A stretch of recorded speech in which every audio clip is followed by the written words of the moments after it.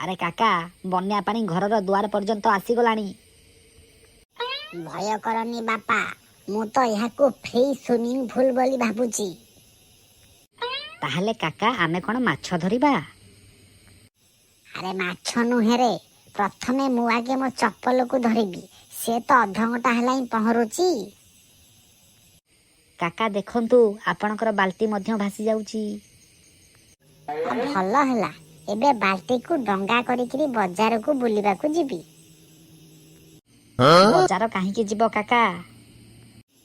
କଥା କ'ଣ କି, ବର୍ଷା ବନ୍ଦ ହେଲେ ବନ୍ୟା ସ୍ପେଶାଲ ମାଛ ଝୋଳ ଖାଇବି, ସେଥିଲାଗି ଯିବି।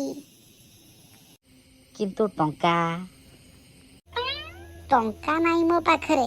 ପାଣିରେ ଭାସି ଯାଉଥିବା ନଡ଼ିଆକୁ ବିକିଦେବି, ଆଉ ମାଛ ଝୋଳ ଖାଇବି। କାକା, ବନ୍ୟାରେ ତ ସବୁ ଲୋକ ଏବେ ଚିନ୍ତାରେ, ହେଲେ ଆପଣ ତ ବ୍ୟବସାୟ ପ୍ଲାନ୍ କରୁଛନ୍ତି। ଆରେ ବୁଦ୍ଧି ଥିଲେ ବନ୍ୟାରେ ମଧ୍ୟ ସୁଯୋଗ ମିଳେ।